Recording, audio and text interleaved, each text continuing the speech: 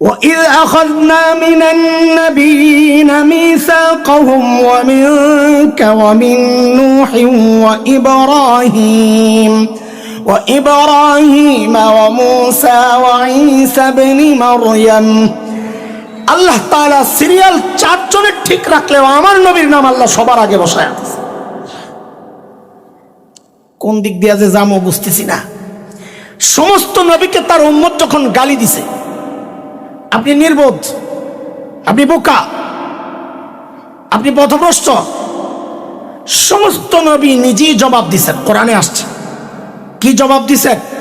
ইয়া কওম লাইসা বি সাফাহা, ও আমার কওম, আমার সাথে আমি নির্বোধ নই। ইয়া কওম লাইসা বি দালালা, ও আমার কওম আমি পথভ্রষ্ট নই। কিন্তু আমার নবীকেও কাফেররা গালি দিছেন আপনি পাগল। আল্লাহ বলেন জবাব আপনি দিয়েন না। ইন্না কাফাইনাকাল মুস্তাহজিঈন, আপনাকে নিয়ে যারা ঠাট্টা করে গালাগালি করে ওদের জবাব আমি আল্লাহ নিজে দিতে চাই। আমার নবীর সমস্ত গালির জবাব আল্লাহ দিয়েছেন। নুন ওয়াল কলামি ওয়া মা ইয়াসতুরুন মা আনতা বিনি'মাতি রাব্বিকা বিমাজনুন। আল্লাহ বলেন না আপনি পাগল না নবী।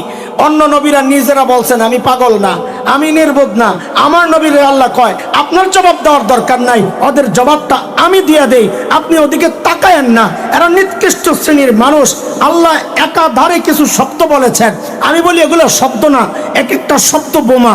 আল্লাহ বলেন কি ওয়ালা তুতি' কুল্লা হাল্লাফিম মাহিন, নিম্ন শ্রেণীর গালাগালি যারা করে ওদের দিকে তাকায়েন না। এরা খামাখাই কথাবার্তা বলে। হাম্মাজিম মাশাইম বিনামিম, এদের কাজ হলো মিথ্যা রটানো। হাম্মাজিম মাশাইম বিনামিম মান্নাইল লিল খাইর, এদের কাজ হলো সব ভালো কাজে বাধার সৃষ্টি করা। মুআতাদিন আসিম, এরা অপরাধী ভয়ঙ্কর। ওদিকে তাকায়েন না। সব বলার পর আল্লাহ লাস্টে বলতেছেন অতুল্লিন, এরা খুব কর্কশ আচরণ, এদের আখলাক চরিত্র খুব কঠিন। এদিকে তাকায়েন না, চেহারা কেমন দেখেন না, মায়া মমতা কিচ্ছু বলতে নাই। শেষে আল্লাহ কি বলেন? নবী জানেন আপনাকে যারা গালি দেয়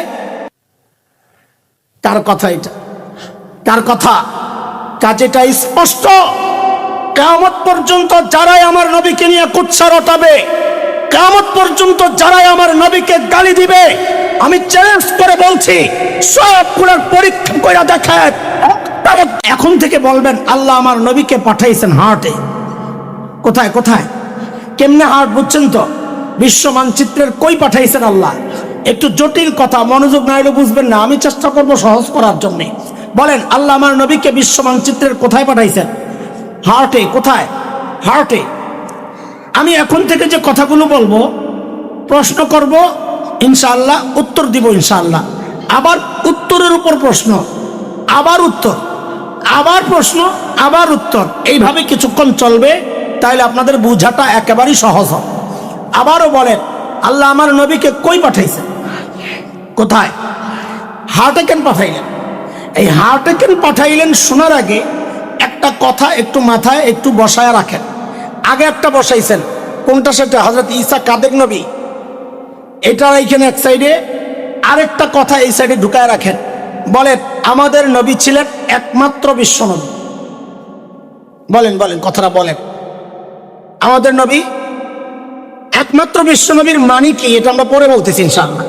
বলেন আমাদের নবী। আবার বলেন না বিশ্ব নবী বলি নাই। একমাত্র না বললে সব এলোমেলো হয়ে যাবো, সব বাদ হয়ে যাবো না। বলেন ঠিক করে আমাদের নবী হচ্ছেন। আবার বলেন, এটা রাখেন আপাতত। দুইটা কথা রাখলাম দুই পাশে। এক পাশে রাখলাম হযরত ঈসা কাদের নবী, আমাদের নবী হচ্ছেন একমাত্র বিশ্ব নবী। রাখেন এটা। আবারও জিজ্ঞেস করি আল্লাহ আমার নবীকে কই পাঠাইছেন? কোথায়? হার্ট। হার্টে কেন পাঠাইলেন? হার্টে কেন পাঠাইলেন এটার জবাব শোনার আগে বুঝেন। আমার নবী দুনিয়ায় আসার আগে জগতে যত দার্শনিক ছিল, প্রাচীন যত দর্শন ছিল, গ্রিক দর্শন, রোমান দর্শন, পারস্য দর্শন, মিশরীয় দর্শন, যত প্রাচীন দর্শন ছিল, সমস্ত দার্শনিকের বক্তব্য ছিল মানুষকে নিয়ন্ত্রণ করে তার ব্রেন। কে? বলেন কে? সর্বপ্রথম উম্মি নবী মুহাম্মদুর রাসূলুল্লাহ সাল্লাল্লাহু আলাইহি ওয়াসাল্লাম গোটা দুনিয়ার দার্শনিকের বিরুদ্ধে দাঁড়ায়া ঘোষণা দিলেন, না না না, মানুষকে তার ব্রেন নিয়ন্ত্রণ করে না, মানুষকে নিয়ন্ত্রণ করে তার হার্ট। কে কে কে? নবী ঘোষণা দিলেন, আলা ওয়া ইন্না ফিল জাসাদি মুদগাহ ইযা সালুহাত সালুহাল জাসাদু কুল্লুহু ওয়া ইযা ফাসাদাত ফাসাদাল জাসাদু কুল্লুহু আলা ওয়া হিয়াল কলব। এই হাদিস দিয়া এতদিন তো ওয়াজ করছেন পীর বুজুর্গরা আত্মা পরিশুদ্ধের মেহনতের ব্যাপারে। আমি তো আর পীর সাহেব না, আমি মুরিদ সাহেব। আমি হাদিসে আরেক জায়গায় কামে লাগাই। কোন জায়গায় লাগাইতেছি বুঝেন? আগেও বলেছি আমি পুরা আয়াতের তর্জমা করব না, পুরা হাদিসেরও তর্জমা করব না। আমার যতটুকু দরকার ওই চুম্বক অংশটা নিয়ে নিব। নবীর হাদিসের একটা অংশের অর্থ হচ্ছে হার্ট ঠিক তো বডি ঠিক। বলেন আমার সাথে, হার্ট ঠিক তো, বলেন বলেন আবার বলেন, হার্ট ঠিক তো। কে বলেছেন? নবী বলেছেন হার্ট ঠিক তো। বলেন হার্ট ঠিক তো। আমার নবী ছিলেন একমাত্র, একমাত্র বলে না, একমাত্র বিশ্ব নবী। এবার বুঝেন আল্লাহ আমার নবীকে হার্টে কেন পাঠাইছেন? আল্লাহ যেন বলছেন, নবী আপনি যেহেতু সারা দুনিয়ার নবী, এই অল্প সময়ে সারা দুনিয়ায় দিনকে পৌঁছায় দেওয়া আপনার জন্য কষ্ট হবে। আপনি তার চেয়ে একটা কাজ করেন, গোটা দুনিয়ার হার্টে মেহনত করেন। জাজিরাতুল আরব হার্ট, এই হার্টে মেহনত করেন। হার্ট যদি ঠিক হয়ে যায়, আমি আল্লাহ গোটা দুনিয়ার বডি ঠিক করে দিই। এর এক জ্বলন্ত বাস্তবতা হচ্ছে আজকের ওই জাজিরাতুল আরব, ওই হার্টের মুসলমানদের ইমান আকীদায় পচন ধরেছে। সারা দুনিয়ায় মুসলমান মার খাচ্ছে। আমি চ্যালেঞ্জ করে বলছি, এখনো যদি ওই জাজিরাতুল আরবের শাসকরা, জাজিরাতুল আরবের জনগণের ইমান আকীদা ঠিক হয়ে যায়, তো ইসরায়েলকে এই লেজ নাচে।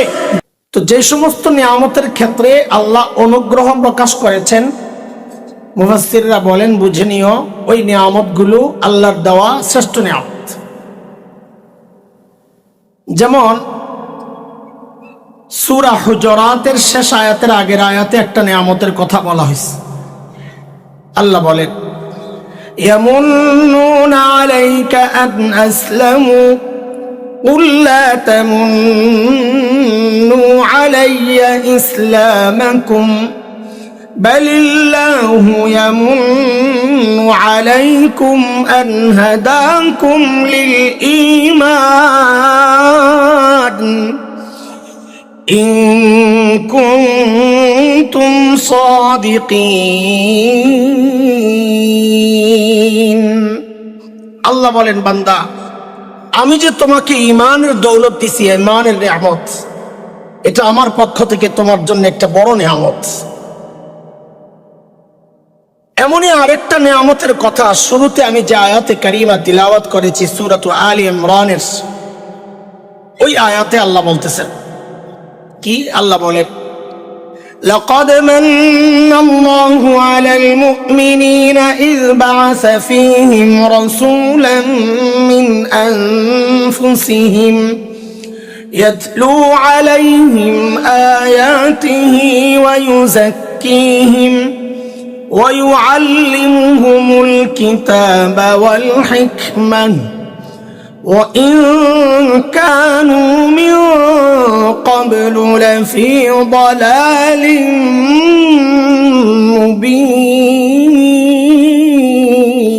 مبين।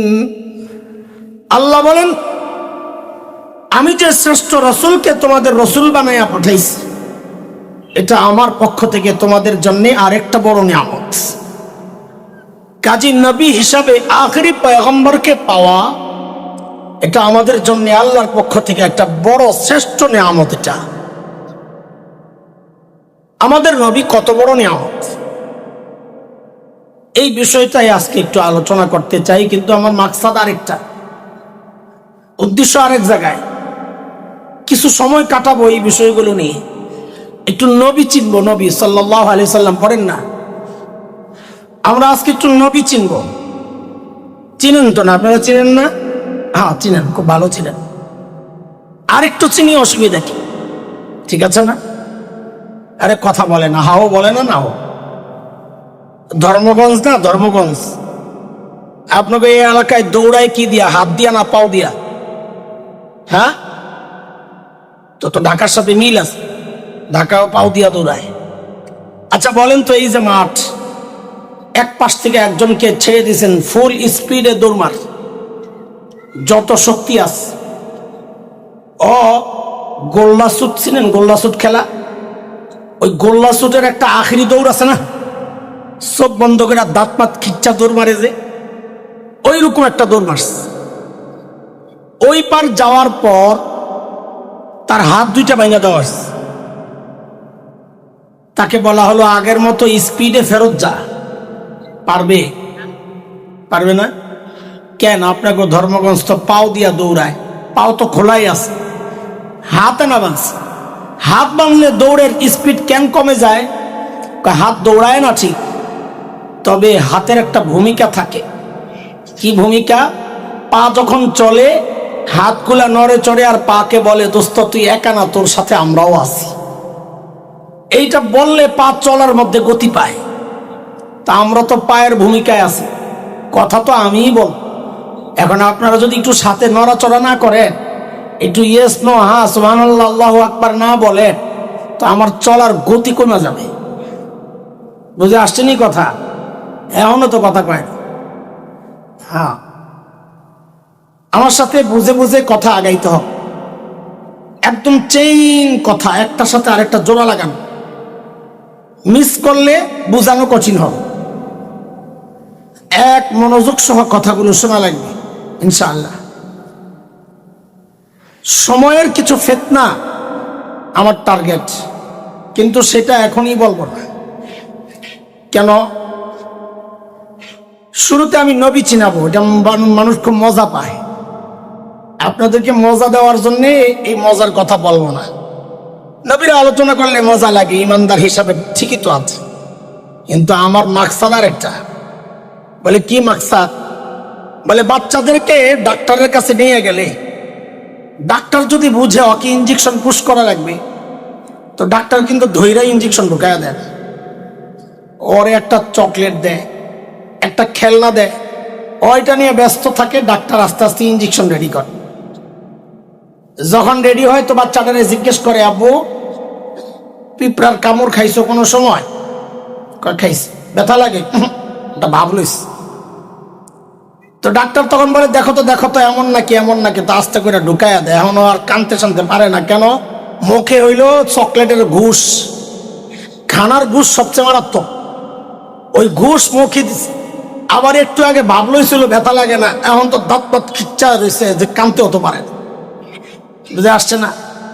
তা আমি আসলে নবী চিনাবো মানে হচ্ছে কিছুক্ষণ আপনাকে হাতে চকলেট ধরাবো, চকলেট। কিন্তু এর মানে এটা না চকলেট খাওয়াইয়া বিদায় দেবো, না না। আমি এই ফাঁকে আস্তে আস্তে আমার ইঞ্জেকশন রেডি করুম, সময় যখন হবে আস্তে করে ইঞ্জেকশন ঢুকায় দেব। আসছেনি কথা? লাইন বুঝতেছেন? কথার লাইন বুঝতেছেন? আজকে আমরা কি চিনবো ইনশাআল্লাহ? নবী চিনবো ইনশাআল্লাহ। আচ্ছা, নবী চেনার আগে একটা গল্প শোনেন। গল্প মানে একটা উদাহরণ শোনেন। আমগো ঢাকার এক লোক, অডেল সম্পদের মালিক। অডেল বুঝেন? সে নিজেও জানে না কত টাকা আছে তার, এত বিশাল ধনী। বলেন তো এই বেটা নরম থাকবো না গরম থাকবো? বহুত গরম। টাকার একটা গরম আছে। আমগো মাঝে মাঝে পকেট টকেট খালি হয়ে গেলে মনটা খারাপ হয়ে যায়। টাকার একটা গরম আছে না? ওই বেটার একটা মেয়ে, একটা। কয়টা? আরে একটা, তাও মেয়ে। বাবা মেয়ের প্রতি একটু আলাদা দুর্বলতা। ঘটনাচক্রে ওই মেয়েটা খুবই সুন্দর। তাহলে ধনী বাবা, একমাত্র সন্তান, আবার মেয়ে, আবার সুন্দরী, বাপ রে বাপ, বেড়াই যে গরম এই মাইয়া লইয়া। আমি নাম দিছি এই বেটার 440 বাবা। বলাবেন বল আমার সাথে। 440 লাইন আছে না, ধারে কাছে যাওয়া যায় না। ওই বেড়াও এরকম গরম। তা আমি মাঝে মধ্যে জিজ্ঞেস করব কোন বাবা কোন বাবা, তো বলা লাগবে কোন বাবা কোন বাবা। ওই 440 বাবার মেয়ে বিয়ের উপযুক্ত হয়েছে। তো বিয়ের উপযুক্ত হইলে প্রস্তাব আসে স্বাভাবিক। আর এমন মেয়ের তো প্রস্তাব আর একটু বেশি আসবে, বিয়ে করলেই তো ধনী, এক মাইয়া। তো এক বেটা আইসে প্রস্তাব লইয়া। তো বেটা জিগা, আপনি কেঠা? একটু ঢাকায় কথা কইলে বুঝবেন তো না? আপনাকে তো ওই পারি। আপনি কেঠা? আমি পোলার খালু হই। পোলার খালু ওহে বুঝেন তো, হই আর কি, আমি পোলার খালু হই। ওরে বাপরে বাপ, যেই খালি কইছে আমি পোলার খালু হই, এমন খেপা খেপছে বেটা, হই মিয়া আমার মাইয়া পয়সা গেছেন, হিমিয়া খালু হয়েছেন প্রস্তাব লিয়া। তো বেটা জিজ্ঞেস করে তো কেঠাইব, তো বাপরে পাঠান, পোলার বাপ পাঠান, তো চেতন কেলা কইলে তো হয়। তো বাইতে গেছে, যায়া পোলার বাপরে বলে কি, বাপরে বাপ, বাইরে বাই, যেই সেতা বেড়া, সুবহানাল্লাহ, কোন বাবা জানি, 440 বাবা, তোমার পোলার প্রস্তাব লইয়া তুমি যাও। তো বাপ আইসে প্রস্তাব লইয়া, গো আপনি ওই পোলার বাপ? হা। পোলার নাম কি, মায়ের নাম কি, বাপের নাম কি, দেখতে কেমন, হাইট কেমন, দোস্ত বন্ধু কারা, সব খবর লইয়া তো বেটার পোলা পছন্দ হইছে।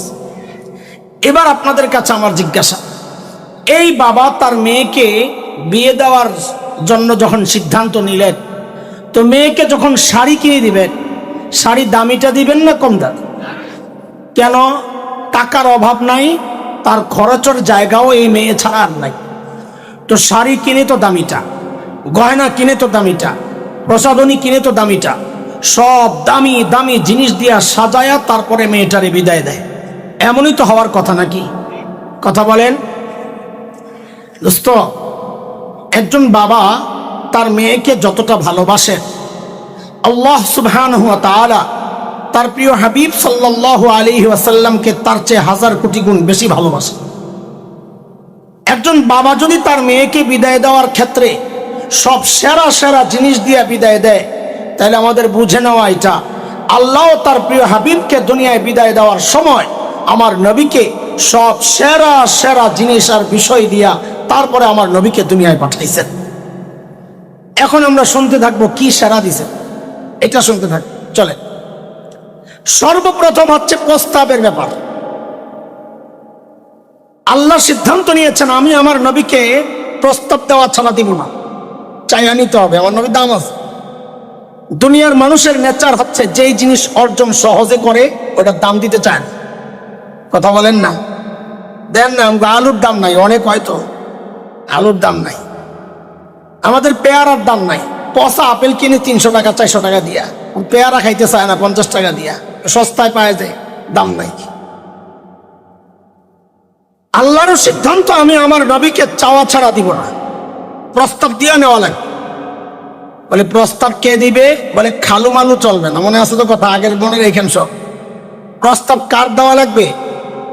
বলেন ছেলের বাবার। কার কার? আমার নবীর বাবাকে। আহা, এটা তো অন্য বাবা, দিনী বাবাকে, দিনী বাবা, তো ওইটা না বলবেন। বলেন আমার নবীর বাবাকে, ইব্রাহিম আলাইহিস সালাম। আল্লাহ নবী ইব্রাহিমকে দিয়া প্রস্তাব দেওয়া হয়েছে। তখন খলিল ইব্রাহিম যখন বাইতুল্লাহ বানান, আল্লাহ খলিলের দিলের মধ্যে ওই কথা ঢেলে দিয়েছেন, খলিল আপনি এত দামি একটা কাজ করেছেন, আমি এখন আপনাকে পুরস্কার দিতে চাই, কি নিবেন বলেন। খলিল চিন্তা করলে, সারা জিন্দিগি চায়া চায়া পাইলাম জমজমওয়ালা ইসমাইল, জমজমওয়ালা। এইবার যেহেতু সুযোগ পেয়েছে, এইবার আমি সর্বশ্রেষ্ঠ চাই। খলিল এইবার আল্লাহর কাছে চায়া বসছেন কাউসারওয়ালা। কি চাইছে? আমি কিন্তু সবগুলো কথাই কোরআন থেকে বলবো ইনশাআল্লাহ আজকে, এটা আমি নিশ্চিত করতেছি। তবে কোরআনের আয়াত আমি ডাইরেক্ট বলবো না, অনেকক্ষণ ঘুরে ফিরে বাইরে বুঝাইয়া টুজাইয়া তারপরে আয়াত ফিট করবো, এটা আমার স্টাইল। খলিল হাত উঠাইলেন, কি বলে? কোরআন বলতেছে সূরা বাকারা, ربنا وبعث فيهم رسولا منهم يتلو عليهم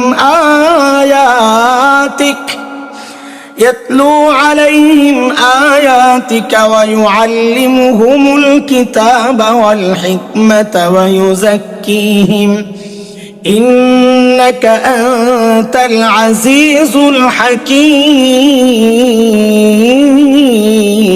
الحكيم। প্রস্তাব দিচ্ছেন আল্লাহ শ্রেষ্ঠ রসুল পাঠান। আমি সব আয়াতের তর্জমা করবো না, আমি শুধু বিষয়গুলো বলে তাড়াতাড়ি আগাইতে হবে। আল্লাহ দোয়া কবুল করছেন, ঠিক আছে, দোয়া কবুল, পাঠাইয়া দিচ্ছি আপনার ছেলেকে দুনিয়ায়। তবে আল্লাহ আটকাইয়া দিচ্ছেন নবীকে, হাবিব একটু অপেক্ষা। কেন, কিসের অপেক্ষা? বলে আপনি তো প্রধান অতিথি, দুনিয়ার প্রধান বক্তা, প্রধান মেহমান। আপনি যাবেন যে মাহফিলটা একটু এলোমেলো, আপনি বুঝেন প্রধান বক্তার আসার কথা 10টায়, কথার কথা। ওই যে আপনাকে পঞ্চবটিতে জ্যামে আটকাইস, আয়োজকদেরকে ফোন দিছে, ভাই আটকাই রইস, 10-15 মিনিট লাগবে। আগের বক্তাকে বলা হয়েছে 10টা পর্যন্ত বয়ান আপনার, উনি ওই হিসাবে বয়ানকে ফিনিশিং এর দিকে নিয়ে গেছে। ঠিক 10টার সময়, 10টার ঠিক কয়েক মিনিট আগে খবর আসছে, হুজুর আরো 10-15 মিনিট একটু চালায় নেন। ভাই যত বড় বক্তা হোক, যদি বয়ান ফিনিশিং দিয়ে দেয়, এরপরে যদি বলে খালি আরেকটু চালান, তো মেজাজটা খারাপ হয়ে যায়। কারণ এখন আর কথা লাইনে থাকবে না, ফিনিশিং তো দেওয়া হয়ে গেছে, এখন এলোমেলো কিছু কথা চলবে। পাবলিক তো ডিজিটাল, পাবলিকও বুঝে কথার এখন লাইনে নাই। তখন পাবলিকের মধ্যে শ্রেণী হয় 3টা। এক শ্রেণীর সামনে বসা, যে জায়গা ছাড়বো না, আইয়ুবী সাহেবের বয়ান একদম সামনে থেকে শুনবো। আরেক শ্রেণী একটু দুর্বল, বলে একটু ওযু ইস্তেনজা সাইরাহি, লম্বা সময় বসা লাগবে। আরেক শ্রেণী আছে একটু ইয়াং টাইপের, ওরা দূরে যায় আর শয়তানের লেঞ্জা টানে, যে আখেরি টান্ডা দিয়া লই। আরে কথা বলেন না, মাহফিলটা একটু এলোমেন। তো যখনই পঞ্চবটি পার হইয়া ধর্মগঞ্জের রাস্তায় উঠে গেছে, ওই যে সেনা কল্যাণ মসজিদের কাছাকাছি, এর মধ্যেই ফোন দিছে, ভাই আয়া পড়ছে। হায়, আয়োজকদের কলিজায় পানি আইছে, তাড়াতাড়ি স্লিপ একটা দিয়া পাঠাইছে, একটা স্লোগান লাগা, প্রধান বক্তার আগমন, শুভেচ্ছা, স্বাগত। নিয়ম কি? নিয়ম স্লোগান দিবেন যিনি আগে বয়ান করতেছেন তিনি, আরেকজন না। কারণ আরেকজন স্লোগান দিলে বয়ান থামাইয়া দিতে হয়। এটা খুব খারাপ জিনিস। যত বড় মানুষ আসুক, কারো বয়ান থামাইয়া স্লোগান না দেওয়া, কারণ তিনি তো কোরআন হাদিসের আলোচনা করতেছেন, তাই না? যিনি আসতেছেন তার মর্যাদা কোরআন হাদিসের কারণে না, অন্য কারণ কারণে। তো অন্য কারণে না হইলে কোরআন হাদিসের আলোচনা বন্ধ করে তাকে ইজ্জত দেওয়ার কোনো কারণ নাই। এই জন্য স্লোগান দিলে কে দিবেন? যিনি বয়ান করতেছেন তিনিই দিবেন, তাইলে আর ঝামেলা নাই। তো স্লোগান লাগাইছে, আলহামদুলিল্লাহ, একটা তাকবীর লাগান ভাই, প্রধান বক্তার আগমন, শুভেচ্ছা, স্বাগত। আমরা বলি না এরকম? তো আল্লাহও সিদ্ধান্ত নিছেন, আমার নবীকে যে দুনিয়ায় পাঠাবো, দুনিয়ার মাহফিল তো একটু এলোমেলো হয়ে রয়েছে, একটা স্লোগান দেওয়া দরকার। তো স্লোগান কে দিবে? বলে প্রধান বক্তার আগের বক্তা দিবে। আগের বক্তা কেউ? আরে বলেন না, ঠিক আছে, তো সাহস করে জোরে না কইবেন। ঈসা আলাইহিস সালাম, মাশাআল্লাহ। তো আল্লাহ হযরত ঈসাকে হুকুম দিছেন, নবী ঈসা আপনার পরে প্রধান বক্তা আসতেছে, একটা স্লোগান লাগান। তো নবী ঈসা স্লোগান ধরছেন, কোরআনের কথা, সূরা সফ 28 নম্বর পারা 6 নম্বর আয়াত। হযরত ঈসা কি বলেন? আল্লাহ বলতেছেন, وَإِذْ قَالَ عِيسَى ابْنُ مَرْيَمَ يَا بَنِي إِسْرَائِيلَ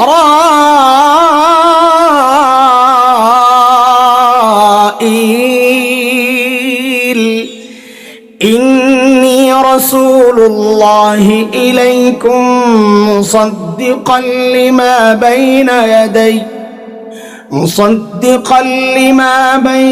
يَدَيَّ مِنَ التوراة ومبشرا برسول يأتي من بعد اسمه أحمد।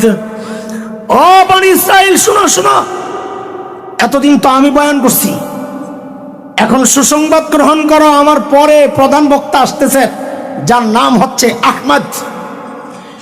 আল্লাহ আমাকে পাঠাইছিলেন তোমাদের রসুল বানাইয়া। ও বনি ইসরাইল, খেয়াল করেন, আমাদের ইনজেকশনের কাছাকাছি আয়া পড়ছে। হযরত ঈসার বক্তব্য আমি পুরো ব্যাখ্যা দিব না, আমার যতটুকু দরকার ততটুকু নিচ্ছি। হযরত ঈসা বলছেন, ও বনি ইসরাইল, বনি ইসরাইল মানে ইহুদিরা, বলেন কারা? হযরত ঈসা বলতেছেন, ও বনি ইসরাইল, আমি তোমাদের রসুল, তাহলে এবার সবাই একসাথে আওয়াজ করে বলেন তো, নবী ঈসা কাদের রসুল? ইহুদিদের বলেন, সবাই বলেন নবী ঈসা কাদের রসুল। এই কথাটা কমপক্ষে 5 বার বলেন, তাহলে পরে আবার জিজ্ঞেস করলে যেন বলতে পারেন। বলেন নবী ঈসা কাদের রসুল, আবার বলেন কাদের রসুল, আবার বলেন কাদের রসুল, নবী ঈসা কাদের রসুল। এইবার একসাথে জোরে সোরে সবাই বলেন নবী ঈসা কাদের রসুল। মনে থাকবো তো? আমি তো আবার জিজ্ঞেস করো, পোলাপাইন সামনে যেগুলা বইছস, না পারলে কিন্তু মুরগি বানায় দেয়। সামনে জায়গা দখল করে আর পড়াশোনা না ঠিক মতো, ঠিক আছে না? হ্যাঁ, পিছন দিয়ে কইছে জি, এবার সাবধান, আমি আমার সাথী পাইয়া গেছি। মুহতারাম হাজরিন, এই জায়গায় এসে আমরা আবার একটু পিছনে যাব। আল্লাহ আমার নবীকে কি মর্যাদা দিয়েছেন, সুবহানাল্লাহ সুবহান। আচ্ছা, আপনাকে যদি বলা হয় 1 থেকে 5 পর্যন্ত গণেন, সর্বপ্রথম কোনটা গণবেন? এরপরে এরপরে এরপরে এরপরে মাশাআল্লাহ, আপনারা তো ভালো জানেন সব কিছু, মাশাআল্লাহ। আচ্ছা, যদি কেউ 5 নাম্বারটারে 1 নাম্বারের আগে আনে, আপনি কি কইবেন গণনা ঠিক আছে? ঠিক আছে, সিরিয়াল ব্রেক করছে কিনা? হ্যাঁ হ্যাঁ বলেন না। আল্লাহ তাআলা এক আয়াতে অঙ্গীকার নেওয়া সংক্রান্ত একটা আয়াত, ওই আয়াতে 5 জন নবীর কথা আনছেন। কয়জন? এই 5 জন নবীর মধ্যে 4 জনের সিরিয়াল আল্লাহ ঠিক রাখছেন। নূহ আলাইহিস সালাম এর মধ্যে সবার আগে, আল্লাহ সবার আগে নূহ আলাইহিস সালামের নাম আনছেন। এরপর ইব্রাহিম আলাইহিস সালাম, ইব্রাহিম আলাইহিস সালামের নাম আনছেন। এরপর মুসা আলাইহিস সালাম। এই সিরিয়াল মানে সমস্ত নবীর সিরিয়াল না, ওই 5 জনের সিরিয়াল বলতেছে। এরপরে মুসা আলাইহিস সালাম, আল্লাহ মুসা আলাইহিস সালামের নাম আনছেন। এরপরে ঈসা আলাইহিস সালাম, আল্লাহ ঈসা আলাইহিস সালামের নাম আনছেন। এরপরে আসছেন আমাদের নবী সাল্লাল্লাহু আলাইহি ওয়াসাল্লাম। তাহলে বলেন তো, এই 5 জনের মধ্যে সবার শেষে দুনিয়ায় আসছেন কে? বলেন না, আমাদের নবী। তাইলে আমাদের নবীর নামটা কোথায় আসার কথা, সবার আগে না সবার পরে? এটাই তো হওয়ার কথা নাকি? অথচ দেখেন আল্লাহ তাআলা কি করছেন, 5 জন নবীর প্রসঙ্গ যে আনছেন, 4 জনের সিরিয়াল ঠিক রাখছেন। যিনি 1 নাম্বার তাকে 2 নম্বরে দিছেন, যিনি 2 নাম্বার তাকে 3 নম্বরে দিছেন, যিনি 3 নাম্বার তাকে 4 নম্বরে দিছেন, কিন্তু যিনি 5 নাম্বার আমাদের নবী, আল্লাহ তাকে 1 নম্বরে বসায় দিয়েছেন। আল্লাহ বলতেছেন, এটা স্পষ্ট, এটা কোরআনের কথা। আমার নবীর মান, আমার নবীর মর্যাদা শোনাইতেছি, আসলে চকলেট খাওয়াইতেছি, মনে আছে তো? হ্যাঁ, মাশাআল্লাহ। আল্লাহ তাআলা কি বলেন নাই আমার নবীর ব্যাপারে? আমার নবীর চেহারার কথাও কোরআনে আসছে। কাবা পরিবর্তন নিয়া কেবলা বাইতুল মুকাদ্দাসের দিকে কেবলা ফেরত গেছে। মদিনায় যায়া নবী খালি আসমানের দিকে তাকান, আরে আবার কবে বাইতুল্লাহর দিকে ফিরা নামাজ পড়বো, খালি তাকান তাকান। আল্লাহ বলেন কি, নবী আমি দেখছি, কিন্তু দেখছি قد نرى تقلب وجهك في السماء, আপনি বারবার আকাশের দিকে তাকাচ্ছেন, আমি দেখছি আপনার চেহারা। অনেককে সম্পত্তি আল্লাহ পরীক্ষায় ফেলেছেন, নবীকে আল্লাহ বলছেন ওই সমস্ত ওদের দিকে আপনি তাকায়েন না। লা তামুদ্দান্না আইনাইকা ইলা মা মাত্তা'না বিহি আজওয়াজাম মিনহুম আল-আয়া। তার মানে আমার নবীর চোখের কথাও কোরআনে আসছে, আমার নবীর হাতের কথা আসছে। ইন্নাল্লাযীনা ইউবাইউনাক ইন্নামা ইউবাইউনাল্লাহ ইয়াদুল্লাহি ফাওকা আইদিহিম। আমার নবীর পায়ের কথা আসছে। মুনাফিকরা মসজিদ বানাইছে, আল্লাহ বলেছেন লা তাকুম ফিহি আবাদা, ওই মসজিদে কখনো আপনি পা রাখবেন না। আমার নবীর সিনার কথা আসছে, আলাম নাশরাহ লাকা সাদরাক, নবী আমি কি আপনার সিনা খুলে দেই নাই? আমার নবীর পিঠের কথা আসছে, ওয়াদানা আনকা বিজরাক আল্লাযী আনকাদা যাহরাক, আমি কি আপনার পিঠ থেকে ওই বোঝা উঠায়া দেই নাই, সরায়া দেই নাই, যা আপনার পিঠকে বাঁকা করে দিচ্ছিল? আরে আমার নবীর এমন কোন বিষয় নাই যা কোরআনে আসে নাই? আমার নবী যেই ঘরে থাকতেন ওই ঘরের কথাও কোরআনে আসছে। ইন্নাল্লাযীনা ইউনাদুনাক মিন ওয়ারাইল হুজুরাত, আমার নবীর স্ত্রীর কথা কোরআনে আসছে। ইয়া নিসাআন নবী লাস্তুন্না কাহাতিম মিনান নিসা। আমার নবীর উম্মতের কথা আসছে, কুনতুম খায়রা উম্মাহ, আমার নবীর সঙ্গীদের কথা কোরআনে আসছে, আল্লাযীনা মাআ আশিদ্দাউ আলাল কুফফার রুহামাউ বাইনাহুম। আরে কি নাই, গোটা কোরআন খুঁজলে দেখা যায় শুধু আমার নবী আর নবী, আমার নবী আর নবী, আমার নবী।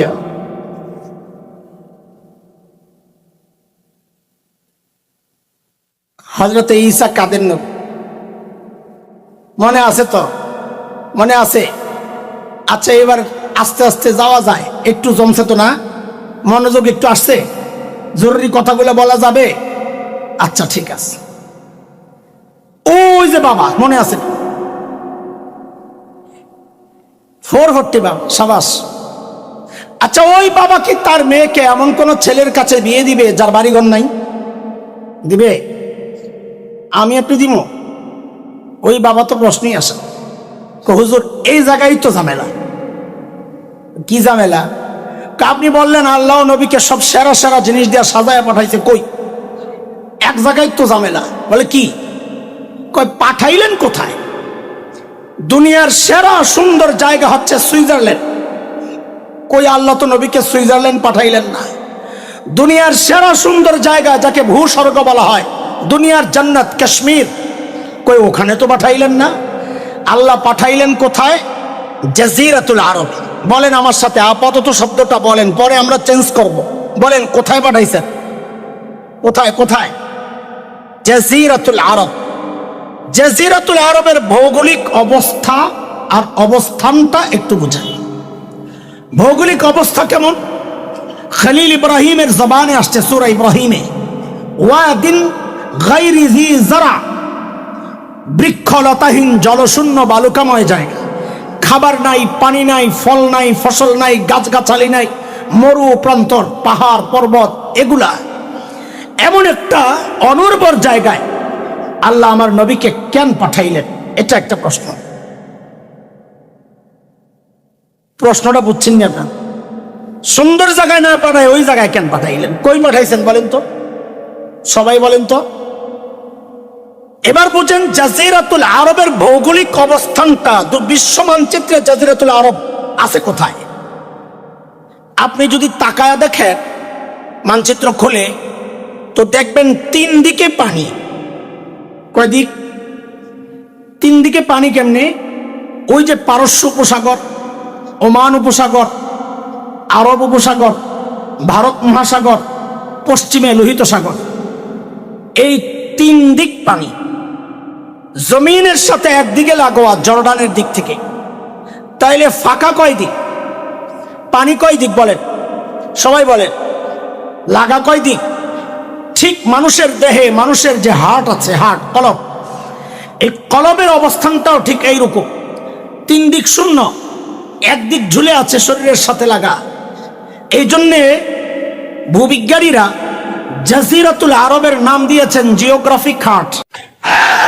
কথা ঠিক কিনা বলেন? সমস্যা কোথায় হার্ট? বলেন সমস্যা কোথায়? আচ্ছা, এই কথাটা বোঝার জন্য দুইটা উদাহরণ বুঝেন, তাহলে আরো ক্লিয়ার হবে। ধরেন এটা একটা বিশাল পুকুর, এই মাঠটা একটা পুকুর। আপনি যদি পুকুরের ঠিক মাঝখানে একটা ঢিল ছুড়েন, তাহলে ঢেউটা সমান তালে চারদিকে ছড়াবে, তাই না? কথা বলেন না? ঠিক কিনা? কিন্তু আপনি যদি একদিকে মারেন, এক সাইডে, তো একদিকে ঢেউটা দ্রুততার সাথে শক্তিশালী ভাবে যায় আশ্রে পড়বে, আরেক দিকে যেতে যেতে সময় লাগবে, দুর্বল হয়ে যাবে ঢেউটা। আল্লাহ তাআলা আমার নবী যেহেতু একমাত্র বিশ্ব নবী, তো আল্লাহ আমার নবীকে সারা দুনিয়ার হার্টে মাঝখানে পাঠাইছেন। কেন? যেন হেদায়েতের নূর সমান তালে চারদিকে ছড়ায়া যায়। আরেকটা উদাহরণ শোনেন, তাহলে আরো ক্লিয়ার হবে, তারপর আমরা সামনের দিকে আগাবো। আমাদের একজন বড় মুফাসসির ছিলেন আল্লামা আব্দুল গফফার রহমতুল্লাহ আলাইহি, প্রবীণ মুফাসসির। ওলামায়ে কেরাম তো অবশ্যই জানেন, সাধারণ পুরাণ যারা আছে ওনারাও জানেন। বাংলাদেশ খেলাফত মজলিসের আমির ছিলেন মামুনুল হক সাহেব, এখন যেই দলের আমির। মামুনুল হক সাহেবের আব্বা আল্লামা আজিজুল হক রহমতুল্লাহ আলাইহির সাথে হুজুরের চলাফেরা ছিল। হযরত হাফিজ জি হুজুরের সোহবতে বেড়ে ওঠা হযরত আব্দুল গফফার রহমতুল্লাহ আলাইহি বয়ান করতেন চমৎকার, সাদা সিধা। আমাদের মতো অত বুংবাং ছিল না, কথা বলতেন সাদা সিধা, কিন্তু কথার মধ্যে রস ছিল, খুব মজা লাগতো কথা। তো হযরত একটা গল্প শোনাইছেন, ওই গল্পটাও আমি এই আপনাদের সামনে কাজে লাগাই, যেখানে যা পাই টোকায় টোকাই না কাজে লাগাই বোঝানোর জন্য, করুন কি চালান বুঝি নাই। তো হযরত বলেন, আমি কয়েকজন আলেম আমরা গেছি ইন্ডিয়াতে সফরে। কোথায়? ইন্ডিয়াতে সফরে গেছি। সকালবেলা আমাদেরকে নাস্তা দিছে বড় প্লেটের মধ্যে, গরম টাক্কা শুকনা খিচুড়ি, ধোয়া উঠতেছে। খাবো কি দিয়া? ঠিক মাঝখানে ফাঁক করে একটু ঘি ডালা দিছে। কি? তো গরমের তাপে ঘি গইলা যায় না, কথা বলে না। তো ওই ঘি আঙ্গুল দিয়া লইয়া এই আইনা খিচুড়ি দিয়া বাইকা খায়, খুব মজা লাগে, ভেবে টেস্টি একটা খাওয়া। মোকলারে সোসা বেটা বাই যাই খাইও, কথা একটা কইতেছে খালি মনে করে, আরে আমারও তো পানি আয় বসতে বেটা, তোদের কি কম। সুবহানাল্লাহ। তা আব্দুল গফফার রহমতুল্লাহ আলাইহি বলতেছেন, আমরা চারদিক দিয়ে বসছি তো। আচ্ছা, এটা বোঝার জন্য আগে একটা কথা বললাম, মুসলমান সর্বপ্রথম হিজরত করছে কোন দিকে? আরে মক্কায় বলে হিজরত করছে, ছিলই তো মক্কায়। এই নি কারবার, আশেকে রসুলের দল, জানে না কিচ্ছু করার দিন। হাবশা, হাবশা কোন দিকে? আবিসিনিয়া। এটা হচ্ছে মক্কা থেকে পশ্চিমে, আজকের যে লোহিত সাগর, এই লোহিত সাগরের ঠিক পশ্চিম পার। আজকের দুনিয়ার মানচিত্রে ইথিওপিয়া, ইরিত্রিয়া যেই অঞ্চল, ওইটা ছিল নবীযুগের হাবশা, আবিসিনিয়া। বলেন না মক্কা থেকে কোন দিকে? কোন দিকে? পশ্চিমে। আর দিকটা বলেন কোন দিকে? তো যিনি পশ্চিম দিকে বসছেন ওই প্লেটের, উনি করছেন কি, হঠাৎ করে ঘিয়ের মধ্যে আঙ্গুলটা ঢুকাইয়া নিজের দিকে একটা টান মারছে, আর কয় ইসলাম প্রথমে মক্কা থেকে হাবশার দিকে হিজরত করছে। ঘি তো মাঝখানে ওটারে বানাইছে ইসলাম। এখন ঘি তো লাইন পাইয়া সব সুস্থ দিকে, উত্তর দিকে যাই মরনা বসছে, কয় সর্বনাশ, ঘি তো জায়গা সব হাবশার দিকে।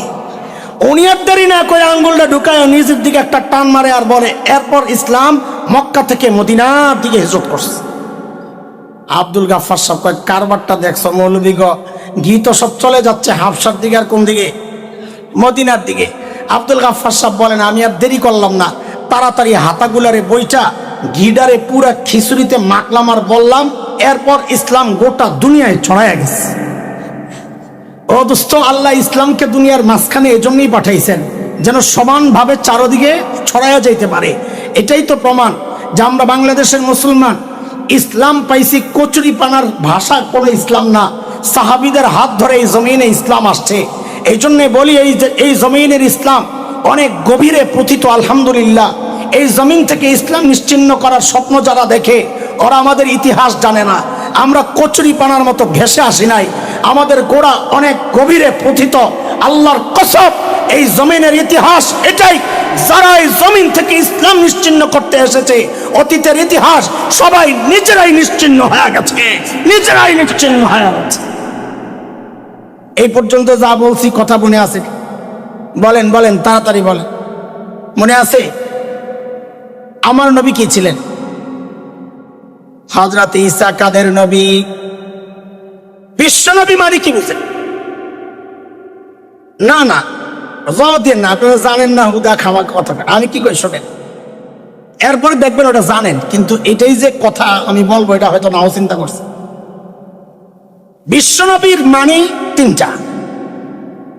কয়টা? আমার নবী দুনিয়ায় আসার আগে আল্লাহ দুনিয়ায় যত নবী পাঠাইছেন, সমস্ত নবীর সাথে তিনটা বিষয় ছিল নির্ধারিত। কয়টা ভাই? এক নাম্বার, কওম, গোত্র নির্ধারিত। কোন নবীকে আল্লাহ সমস্ত গোত্রের নবুয়ত দিয়ে পাঠান নাই। বলে আপনার এই কথার প্রমাণ কি? বলে প্রমাণ পিছনে রেখে আসছি, আপনার করে মুখস্থ করাইছি। হযরত ঈসা আলাইহিস সালামের বক্তব্য, ইয়া বনি ইসরাইল ইন্নী রাসূলুল্লাহি ইলাইকুম, ও বনি ইসরাইল আমি তোমাদের রাসূল। হযরত ঈসা কাদের নবী? ইহুদিদের নবী। মনে আছে? মনে আছে? আমার নবী একমাত্র বিশ্ব নবী যাকে আল্লাহ নির্দিষ্ট কোন মিল্লাত, কওম, ধর্মের, কোন গোত্রের নবুয়ত দিয়া পাঠান নাই। আমার নবী সবার নবী। বলেন আমার নবী, বলেন আমার নবী। সবাই বলেন এই কথা, আমাদের নবী কাদের নবী? বলে এই কথা কই পাইছেন? বলে কোরআনে আসছে, আল্লাহ বলেছেন, ওমা আরসালনাকা ইল্লা কাফাতাল লিন্নাস কাফাতাল লিন্নাস বাশীরান ওয়া নাযীরা। আমার নবীকে আল্লাহ সমস্ত গোত্র মানে হিন্দু, বৌদ্ধ, খ্রিস্টান, মগ, মোরাং, গারো, চাকমা, কুকি, সাঁওতাল, টিপরা, শিখ, ইহুদি সহ জগতে যত জাতি বাস করে সব জাতির জন্য আল্লাহ আমার নবীকে নবুয়ত দিয়া পাঠাইছে। আবারও ফাঁকে জিজ্ঞেস করি, হযরত ঈসা কাদের নবী? আর এটা ভুলে যায় না। আবার বিশ্ব নবীর কয় অর্থ বলছি?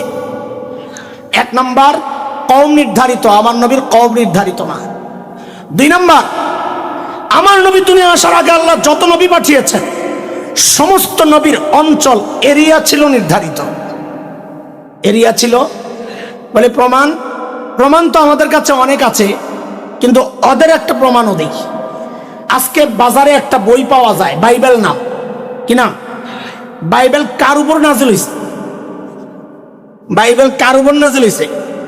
কয় কি মানুষ? তো ইনজিল কার উপর নাজিল হইছে? কথা কয় না। ইনজিল কার উপর নাজিল হইছে?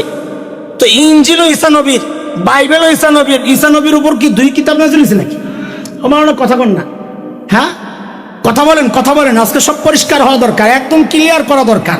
কোনো তালগুল পাকানো দরকার নেই, অস্পষ্টতার দরকার নেই, একদম পরিষ্কার কনসেপ্ট আমাদের।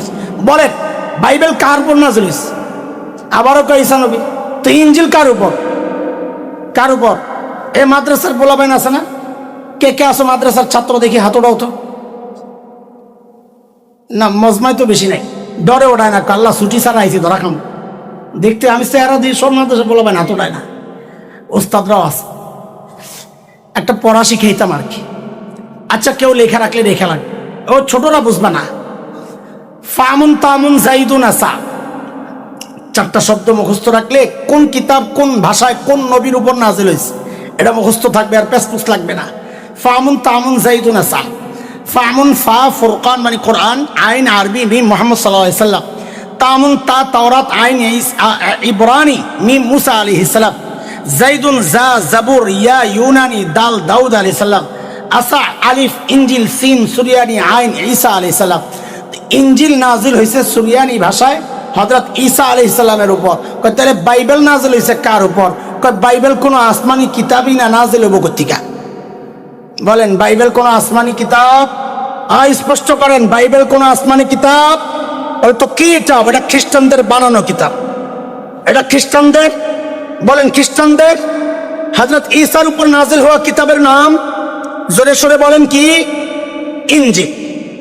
ওই তাদের বানানো বাইবেলের মধ্যে আসছে। আপনারা মনে করেন না কোনো উড়া ফাও কথা বলতেছি, দায়িত্ব নিয়ে বলছে। কেউ চ্যালেঞ্জ করলে করুক, আমাদের কাছে প্রমাণ আছে, বাইবেলে আছে, আমি দেখায়া দেব। আজকের ওই বাইবেলের মধ্যে আসছে হযরত ঈসার বক্তব্য। তিনি বলেছেন, আল্লাহ আমাকে